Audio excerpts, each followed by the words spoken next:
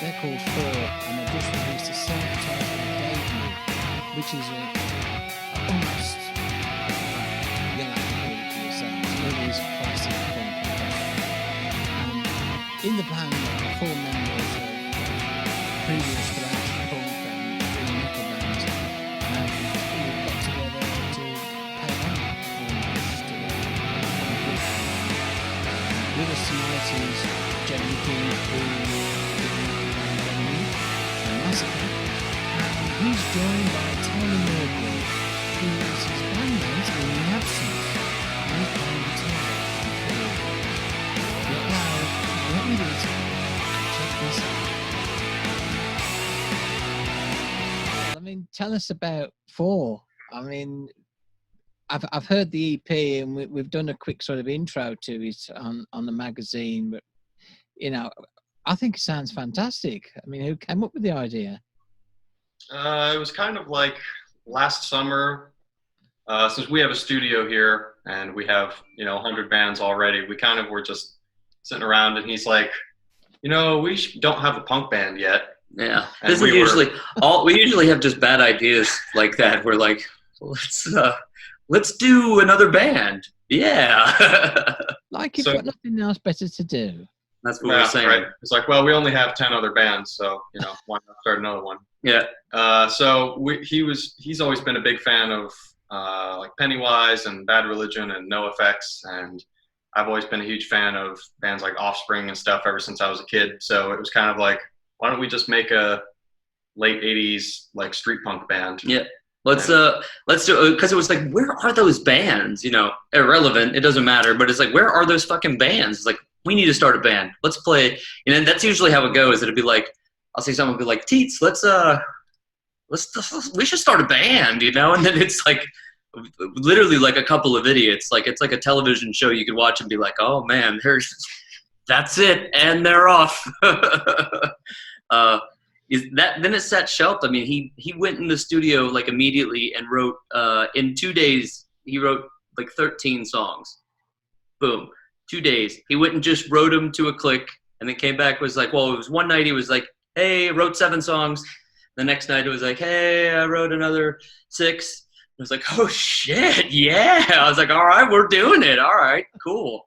And then we both had tours, and we both had recording obligations and everything that happened. And so like July turned into quarantine hit, and then quarantine was like, dude, let's do that fucking punk band.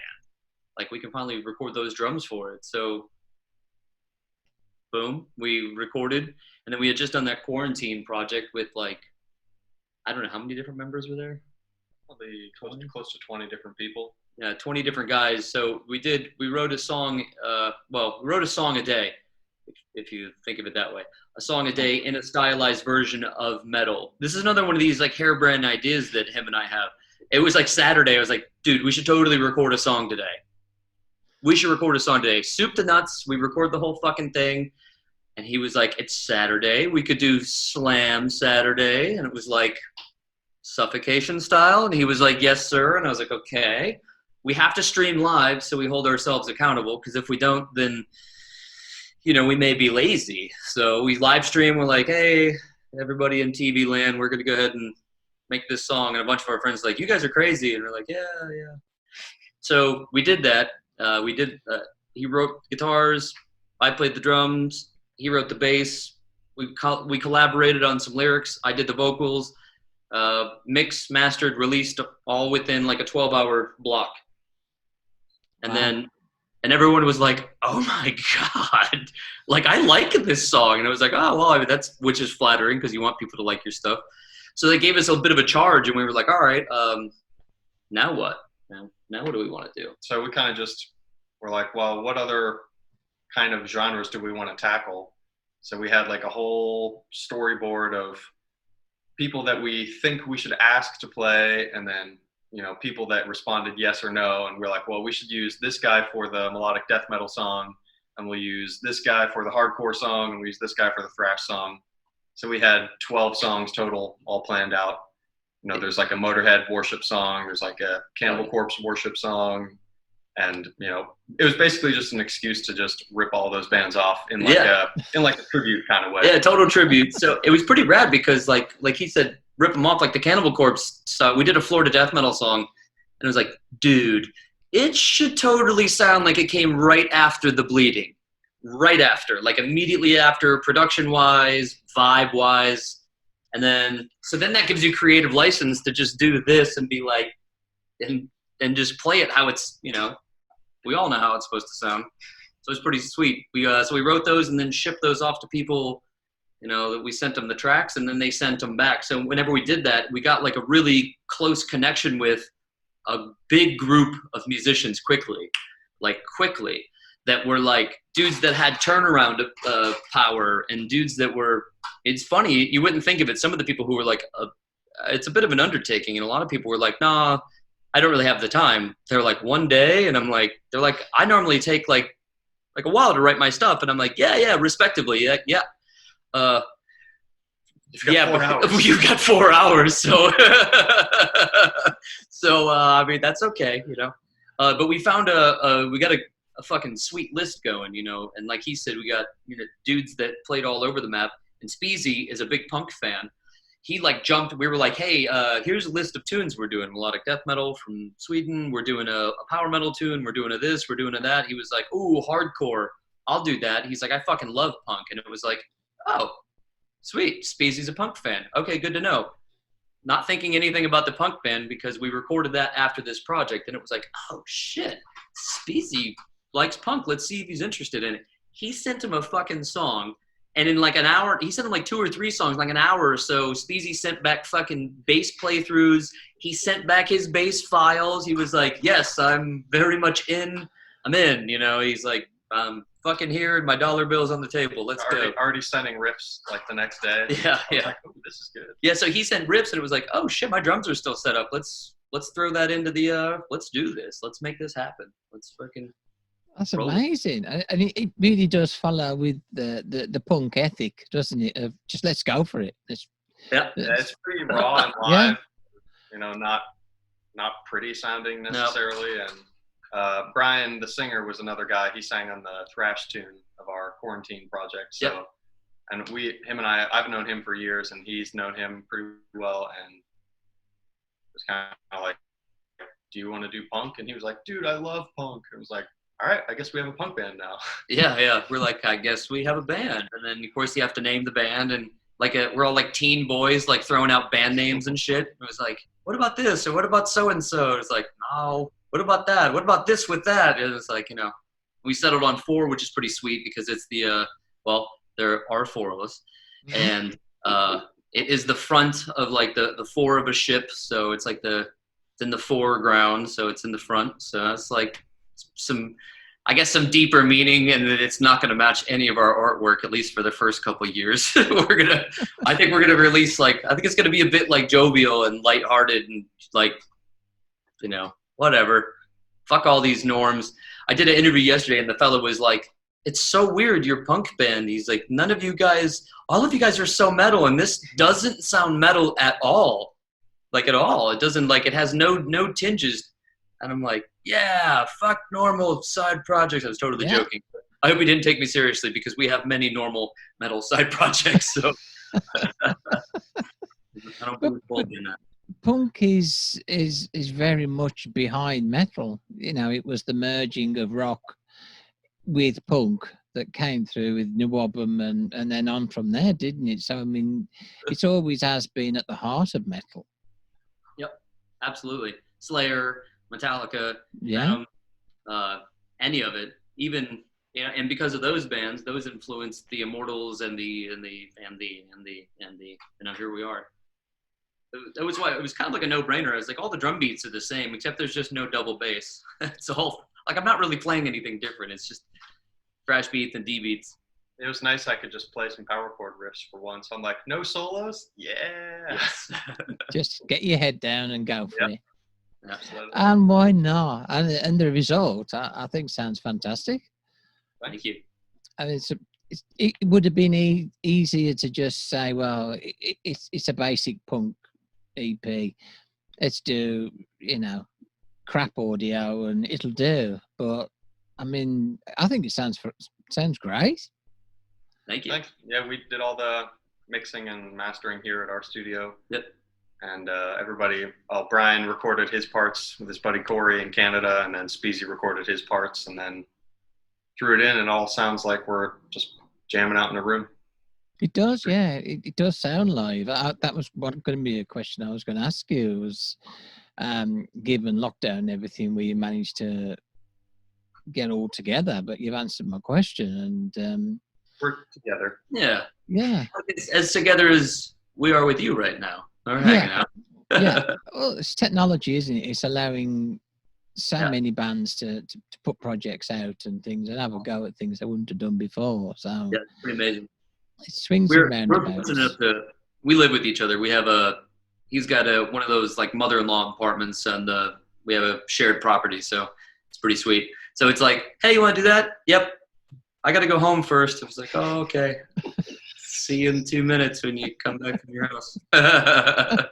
So it just works out. So, I mean, we've obviously been able to quarantine together. So that was lucky. That's why we have hey, you want to make another band?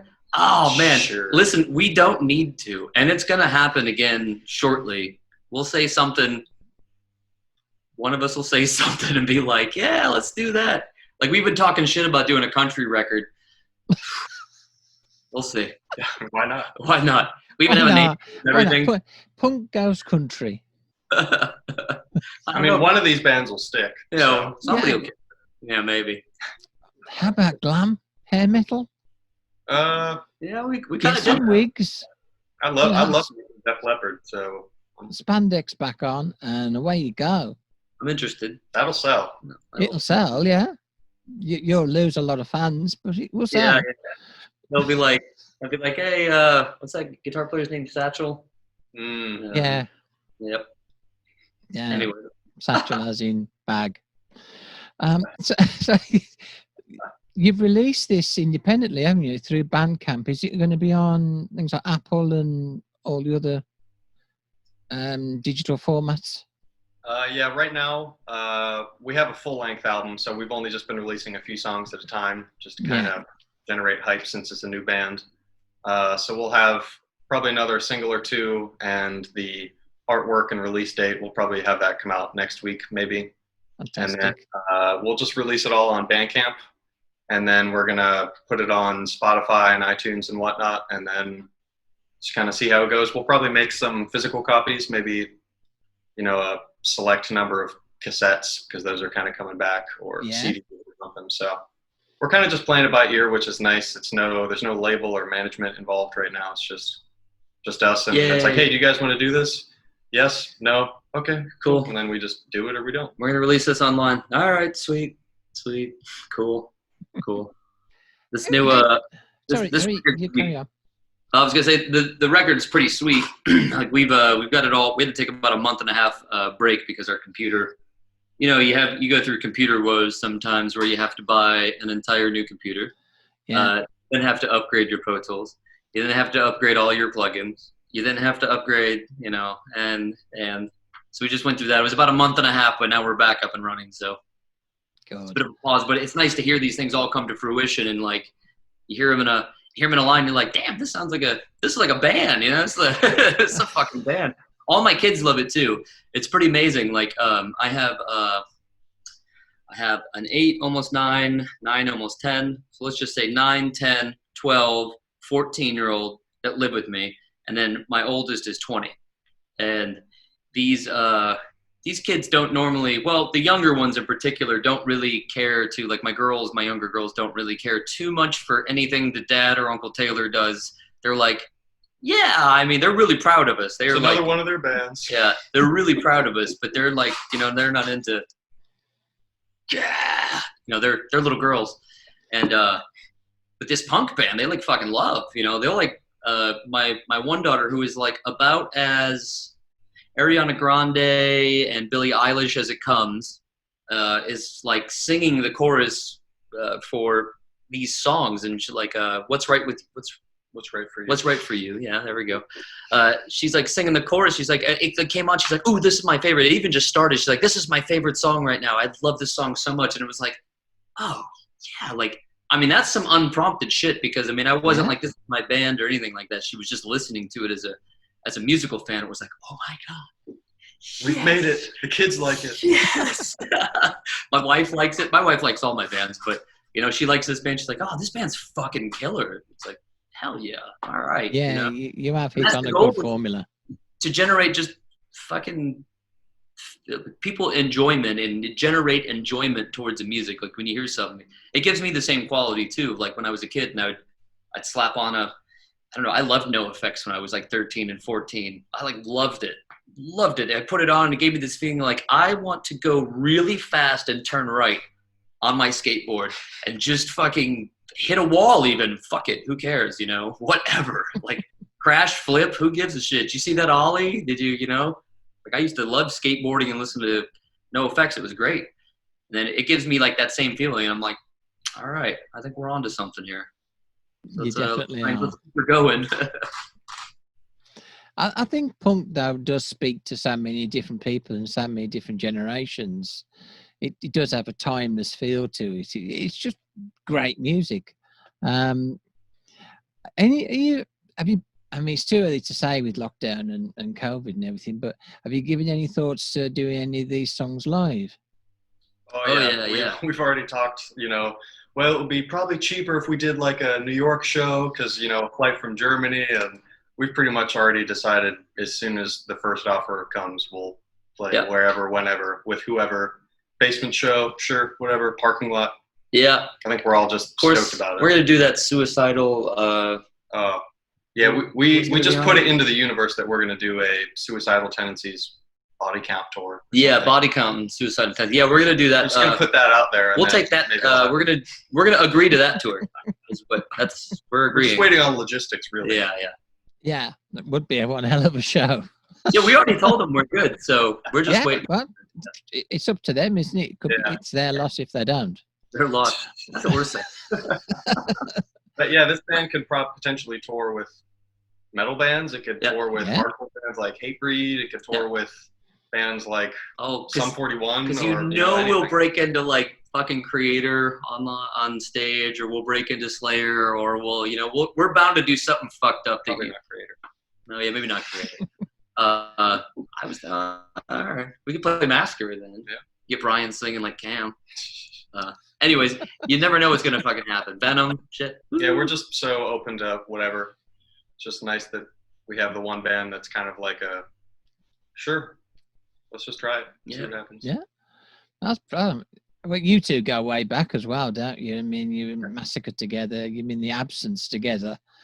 So I mean, you've got that chemistry between you, haven't you? So whatever you put your minds to has a similar kind of. You know what each other's thinking, don't you? Yeah. We always say together we pretty much make one complete smart person. So. Yeah. No, we together we make one average person. Yeah. We make an average person. Half of it is well, anyway. Yeah. Right. Well, we sometimes do a feature that we call Six Appeal. And it's 6 randomly chosen questions that we all put our heads together, which doesn't even amount to one complete person when we put all our heads together. And we picked 6 questions to ask. So here goes. Who would you say was your most influential punk band? Mine, for me, I would say it was, early Metallica had some real punk elements, but you can't really say it's like a punk band. But for me at a young age, Metallica was like a really big, like where Lars was at was very much where Abaddon was at as well. And they were like in the same vein of like, it just threw it forward with their drumming styles. So I guess I would say early Metallica, as a young guy, and then first like punk band, I really started getting into that skate stuff at like 12 and 13. I started getting into NoFX and Pennywise. So any of them in there, I guess I would have to say. That, of course, early Blink-182, their first record. Not Blink-182, sorry, Green Day, first Green Day. First two, Kerplunk and Dookie those were fucking phenomenal and still are. You listen to them, you're like, oh, damn, this is still timeless. Good go on, you guys. There it is. It's awesome. Yep. For me, it was all Offspring. I remember my older brother got, I think it was Americana on cassette, and that was just like, oh my God. I was obsessed with it. And then, obviously all the stuff that was on the radio, like Green Day and Blink-182. Granted, it was still pretty poppy, but for a 8, 9, 10-year-old kid, it was like, man, this is awesome. That's why I always gave like Disturbed a big thumbs up, because Disturbed is, it may not be my cup of tea at all, but I mean, they're on the radio, they're playing double bass. The solos the solos are over double bass and it's harmonized. I'm like, that's like some 7-year-old's first intro into like something heavier, and that's like pretty fucking rad. This is like a different version of Iron Maiden. This is a totally different version of Iron Maiden, like same like concept. So I'm like, I always thought that was like, I'm like, for a fucking 7-year-old, if they were like, yeah, I like Disturbed, it's like, oh, okay. Or if you're like, I like, that's a pretty advanced band, or like Offspring. Their first couple records are fucking awesome. Like, great punk rock. Well, and anything that gets kids into metal has got to be good. I mean, saves their ears from the crap that is played on most radio stations. Here's a question for you: Bermuda shorts or jeans? I'm more of a jean short kind of guy. That's just compromise. I'm more of a short jeans kind of guy. We're very American. I guess between the two, I would say jeans. Yeah, I like jeans. I'm a denim man. But it gets a little warm in Florida, so there's some months where it's almost just fucking untouchable. But you may do it anyways, just because fashion before function. But I guess if we're looking at Anthrax, then board shorts. Yes. Yeah. Anthrax board shorts, check. Yeah, they just reinvented themselves with that image, didn't they? And it just stuck. They had the best fashion of any thrash band. Oh yeah. What do you think about the sort of rap punk crossover bands that are around? I'm not much of a hip hop guy. I mean, I can get down on some Biggie and some Fresh Prince and whatnot, but so I don't particularly love that kind of stuff. I mean, like Body Count is pretty cool. Yeah. I guess I haven't explored enough to really know the genre. But I am all for genres combining with other genres. I think anybody doing something different than anybody else is worth a listen. So I'm all right with it. Yeah, cool. Long hair or the Metallica pussy cut? Oh my God. Damn. Well, I think we got some long hair, so I guess we'll go with long hair.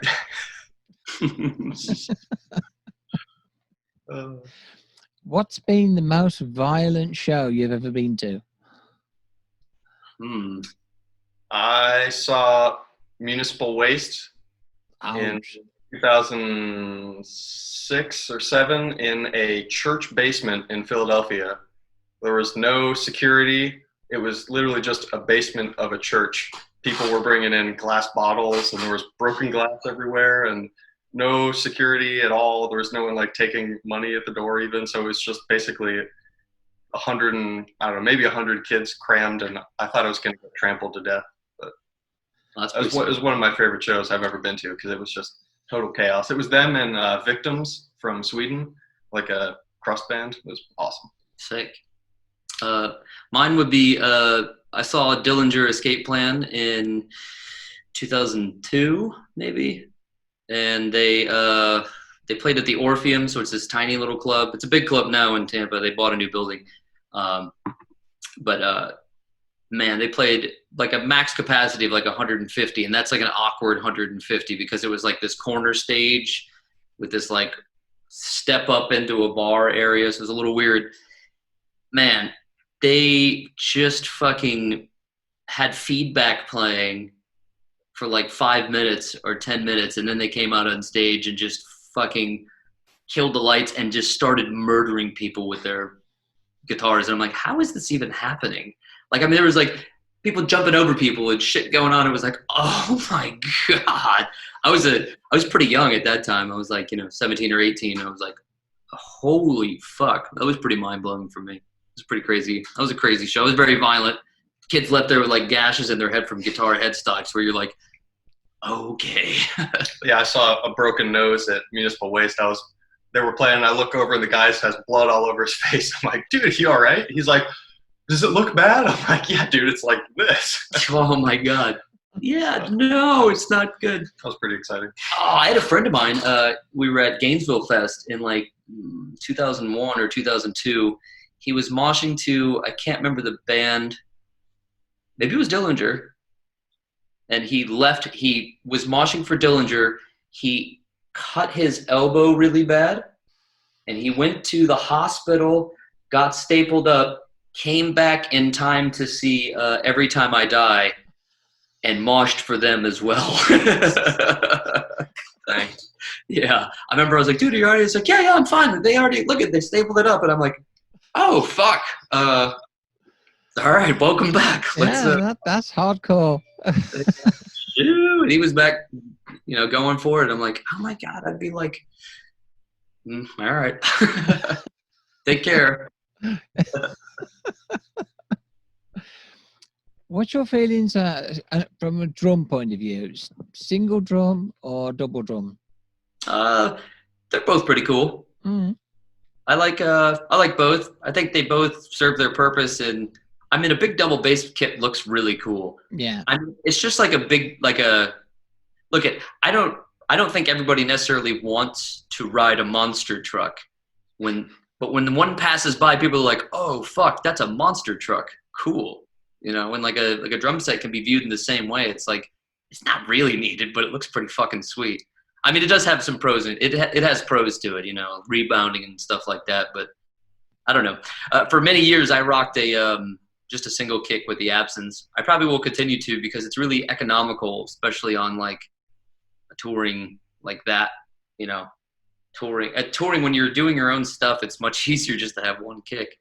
But actually in the new music videos for the Absence, I have my double bass drum set. So just we're probably have to tour with two. Now we probably have to tour with two. That's what ultimately we just decided. So now we know. Done drums, so guitars. What do you use for your guitar tone? Well, for the recording for the FORE album, I use all Jackson guitars. I'm a Jackson artist. Represent. And I use Marshall amps right now.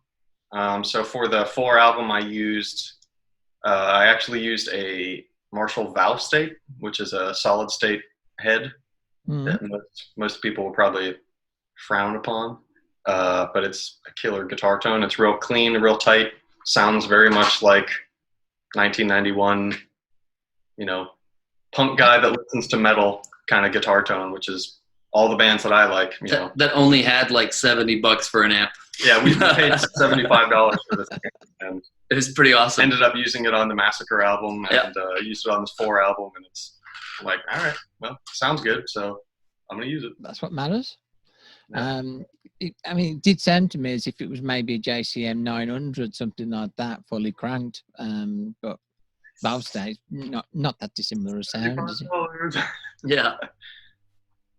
Yeah, I do have I have a JCM 800 and a 2000 as well.